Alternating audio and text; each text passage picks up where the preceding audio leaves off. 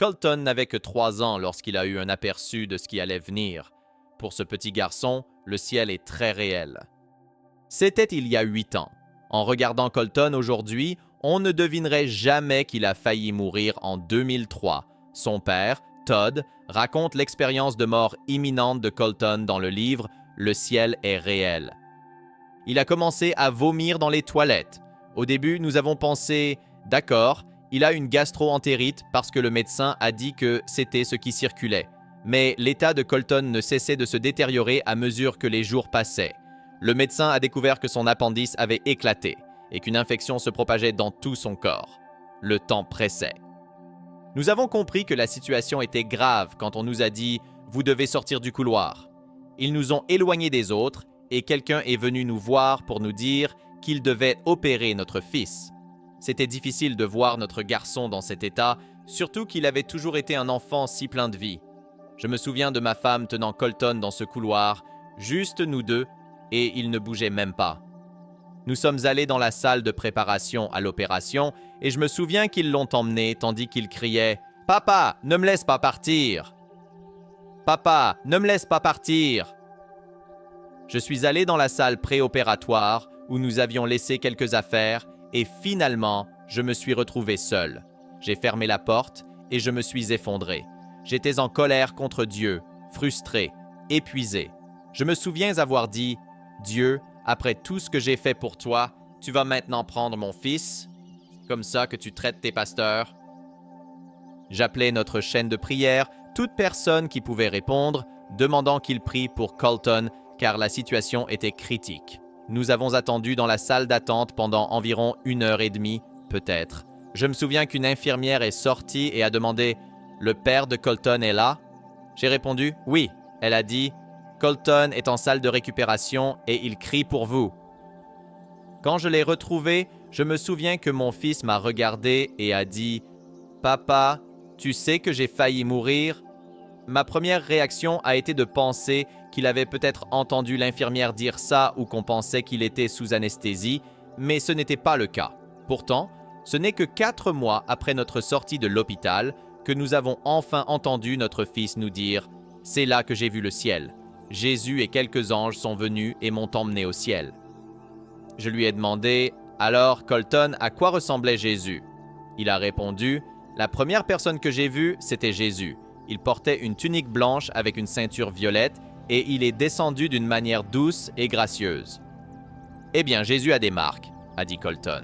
Je n'ai pas compris ce qu'il voulait dire, alors j'ai finalement posé la bonne question. « Colton, où sont les marques de Jésus? » Il a laissé tomber ses jouets, s'est levé et a pointé. « Papa, elles étaient juste ici, » a-t-il dit en posant ses doigts sur les paumes de ses mains, puis en se penchant pour toucher le dessus de ses pieds, me regardant. « Les marques de Jésus étaient ici, papa. » Un jour, nous voyagions ensemble et il m'a regardé et a dit « Papa, tu avais un grand-père qui s'appelait Pop, n'est-ce pas? » J'ai répondu « Oui, il était vraiment génial. »« Vraiment? Tu jouais avec lui quand tu étais enfant, tu travaillais avec lui à la ferme et tu tirais sur des choses avec lui, non? » Et j'ai dit « Oui, comment tu sais ça? » Eh bien, il me l'a dit. Une figure est apparue et a dit qu'il était Pop. Il m'a demandé « Tu es le fils de Todd? » J'ai dit oui et il a dit qu'il était ton grand-père. C'est comme ça que je l'ai rencontré, Pop. J'étais très proche de lui et il a été mon modèle masculin le plus important quand j'étais enfant, mais il est décédé dans un accident de voiture avant que j'atteigne 7 ans. Un jour, j'étais occupé à payer des factures, car c'est mon travail, et Colton est venu vers moi et m'a dit qu'il avait 2 sœurs. Il a dû répéter cela plusieurs fois avant que je prête enfin attention. Lorsque j'ai finalement arrêté ce que je faisais et les regardé, je lui ai demandé « Que veux-tu dire par « tu as 2 sœurs » Et il a répondu « J'ai 2 sœurs. Tu as eu un bébé qui est mort dans ton ventre. » Je l'ai regardé, stupéfait, et lui ai demandé « Comment sais-tu que tu as 2 sœurs » Et il a dit « Elle m'a dit. » Puis il a décrit comment elle était. Elle ressemblait à Cassie, mais elle avait les cheveux bruns. La première fois qu'elle m'a vu, elle est juste venue et m'a pris dans ses bras. Je savais que c'était vrai parce qu'elle n'arrêtait pas de m'enlacer et elle ne s'arrêtait pas. Je n'aimais pas ça. Je ne suis pas vraiment du genre à donner des câlins. Ma femme a fait une fausse couche pendant le week-end de la fête des pères, ce qui a rendu tout ça encore plus difficile. Nous pensions que nous avions géré cela, mais nous n'avions jamais accepté que le bébé soit mort. Quand Colton a dit qu'il avait 2 sœurs, j'étais sous le choc, essayant de comprendre ce qu'il me racontait. Alors j'ai compris qu'il avait vu la sœur, et après l'avoir décrite, il a dit qu'elle nous attendait simplement dans le ciel. Pendant que nous parlions du ciel et qu'il me racontait tous ces détails merveilleux, j'ai ressenti le besoin de lui demander s'il voulait revenir. Je savais que je laissais le ciel, a dit Colton, parce que Jésus est venu vers moi et m'a dit « Colton, tu dois revenir ». Même si je ne voulais pas revenir, il a dit qu'il répondait à la prière de mon père. Je me souviens de cette prière irrévérencieuse, irrespectueuse, où je criais contre Dieu, et j'ai pensé « Il répond à cette prière ?» Aujourd'hui, Colton est un garçon en bonne santé de 11 ans et partage son voyage céleste avec courage. Écoutons son témoignage. « J'ai appris que le ciel est réel et que tu vas aimer ça. » Pourquoi tu vas aimer ça? Parce que tu seras avec un Dieu plein d'amour. Et parfois, nous oublions cela. Si tu as fait des erreurs et que, d'une manière ou d'une autre, tu penses que Dieu est en colère contre toi, ou que comment un Dieu juste et saint peut-il vouloir avoir quelque chose à voir avec toi?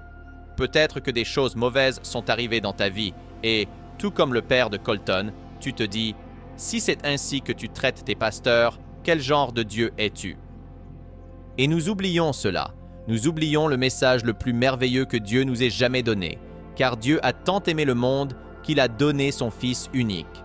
Dieu aime le monde. Cela signifie qu'il t'aime. Cela signifie toi. Et Jésus t'aime. Il t'aime tellement qu'il porte encore les marques de combien il t'aime. Il a encore les trous dans les mains, il a encore les trous dans les pieds, il est mort pour toi. Alors pourquoi a-t-il fait ça? Parce que le ciel est très réel, et l'enfer aussi est très réel. Et Jésus veut que tu sois avec lui pour l'éternité. Dieu, le Père, veut que tu sois avec lui. Il a prévu des choses spéciales pour te rendre heureux, pour te donner de la joie. Il a conçu un endroit entier pour que tu sois avec lui. Alors, vous allez croire Colton? Voici un petit garçon qui ne savait pas tous les détails sur son grand-père et son père. Il ne savait pas cela. Il ne savait pas que sa mère avait fait une fausse couche. Il ne savait pas ça. Mais il va au ciel, apprend toutes ces choses et revient avec des détails étonnants et un message merveilleux. Vous voulez aller au ciel? Comment faire? Comment y arriver? Bien, vous devez croire. Jésus a été questionné. Que devons-nous faire pour accomplir les œuvres de Dieu? Que devons-nous faire pour plaire à Dieu? Et sa réponse était très simple, croyez en celui que Dieu a envoyé. Tout ce que vous devez faire, c'est croire en Jésus, qu'il est l'élu. Il est l'envoyé de Dieu pour s'occuper de tous les péchés de toutes les personnes dans le monde. Cela vous inclut. Et il est capable de vous présenter sans culpabilité devant sa présence, avec une grande joie. Il en est capable. Tout ce que vous devez faire, c'est croire. Et si vous croyez de tout votre cœur et que vous confessez de votre bouche, vous serez sauvés. Maintenant, certains d'entre vous pourraient se dire « Eh bien, je dois voir par moi-même. » Et c'est bien. Vous pouvez demander à Jésus « Jésus, peux-tu me montrer si ce que j'entends est réel? Peux-tu me le montrer? » Et si vous demandez cela de tout votre cœur, vous le trouverez. Et la Bible promet « Quand vous me chercherez de tout votre cœur, vous me trouverez. » Maintenant, qu'est-ce que vous cherchez aujourd'hui? Qu'est-ce que vous recherchez? Commencez à faire le calcul. Cela vaut-il l'éternité? Cela vaut-il ce que vous y mettez? D'un autre côté, si vous cherchez Jésus, si vous cherchez le royaume et sa justice, toutes ces autres choses vous seront données en plus. Ce n'est pas votre propre justice, ce ne sont pas vos propres bonnes actions qui seront le billet d'entrée. La seule chose qui soit le billet, c'est Jésus.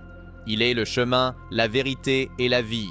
Nul ne vient au Père, nul ne va au ciel, si ce n'est par lui. Maintenant, si cela vous parle, si c'est ce que vous voulez, rappelez-vous que toutes les autres façons, toutes les autres religions, tous les autres prétendus chemins jusqu'au sommet de la montagne, tous exigent que vous vous perfectionniez. Ils exigent que vous pensiez de bonnes choses, fassiez de bonnes actions et vous perfectionniez. Eh bien, vous savez probablement déjà que c'est impossible, que vous ne pouvez pas faire cela. Le christianisme est le seul. Jésus est le seul qui est venu du ciel pour s'occuper de tout cela, pour s'occuper du problème du péché, du problème de toutes les erreurs que nous commettons. C'est lui qui vient et change tout cela. Et il tend la main vers vous là où vous êtes. Il vous aime là où vous êtes, pour qui vous êtes. Et il vous aime tellement qu'il ne va pas vous laisser là. Il veut vous changer pour que vous puissiez être avec lui pour l'éternité. Si cela vous parle, si c'est ce que vous voulez, si vous voulez aller au ciel, tout ce que vous avez à faire, c'est demander. Alors, maintenant, faites-le. Ne partez pas. Ne vous éloignez pas. Tout de suite, baissez la tête et faites une prière très simple et laissez Jésus faire tout le reste pour vous. Priez avec moi, Jésus. Oui, dites son nom à haute voix. Jésus, je veux être avec toi, je veux te connaître. Et maintenant, je te demande d'entrer dans mon cœur, de me pardonner pour toutes les mauvaises choses que j'ai faites, de me rendre nouveau à nouveau. Jésus, je veux que tu ouvres mes oreilles pour que je puisse entendre ta voix, que tu ouvres mes yeux pour que je puisse voir, comprendre et te connaître. Jésus, si tu fais cela, je promets de te suivre tous les jours de ma vie. Écoute ma prière, car je prie au nom de Jésus. Amen. Père, pour ceux qui viennent de prier, je demande un baptême dans ton amour. Je demande que ton amour les lave simplement et leur donne la certitude qu'ils seront avec toi pour l'éternité. Fais cela, Père, car je le demande au nom de Jésus. Amen et Amen.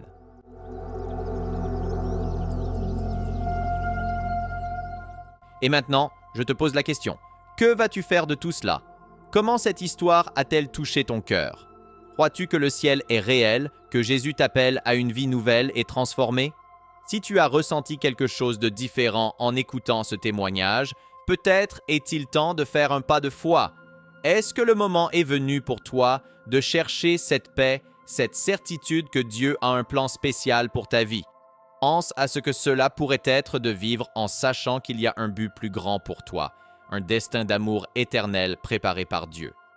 Je te mets au défi de réfléchir à ces questions et d'agir. Ne remets pas à demain l'opportunité de transformer ta vie aujourd'hui. Jésus est prêt à te recevoir à bras ouverts, tout comme il l'a fait pour Colton. Il veut te montrer un amour qui dépasse toute compréhension et t'emmener dans un lieu où se trouve le véritable bonheur. Si cette vidéo t'a parlé, si tu as ressenti le toucher de Dieu dans ton cœur, ne laisse pas passer cette occasion. Si tu n'as pas encore fait la prière que j'ai partagée, reviens en arrière, regarde à nouveau et fais cette prière avec sincérité. Dieu est prêt à changer ton histoire. Et n'oublie pas de t'abonner à la chaîne et d'activer les notifications. Ainsi, tu continueras à apprendre davantage sur la parole de Dieu, tu recevras de nouvelles vidéos et des témoignages qui peuvent t'inspirer et t'aider à grandir dans la foi. Partage cette vidéo avec quelqu'un que tu sais avoir besoin d'entendre ce message et ensemble, répandons l'amour de Dieu.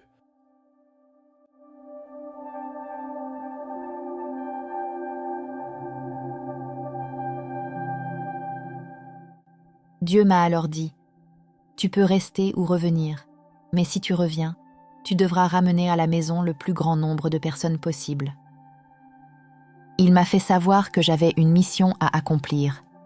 Je ne sais pas pourquoi Dieu m'a menée dans ce voyage. Je ne suis personne de spécial, je suis juste Charlotte. Mais j'ai dit à Dieu que je voulais voir mes petits-enfants grandir, et il a répondu que tout allait bien, mais que je devais savoir qu'il revenait bientôt chercher sa fiancée pour ramener l'église à la maison. Et je savais, sans l'ombre d'un doute, que cela ne prendrait pas longtemps. Si vous avez été touché par ce témoignage et souhaitez voir cette histoire et d'autres histoires comme celle-ci, n'oubliez pas de vous abonner à notre chaîne. Ici, nous partageons des expériences puissantes qui peuvent transformer des vies et renforcer la foi. Cliquez sur le bouton d'abonnement, activez la cloche pour recevoir des notifications et rejoignez notre communauté de foi et d'espoir.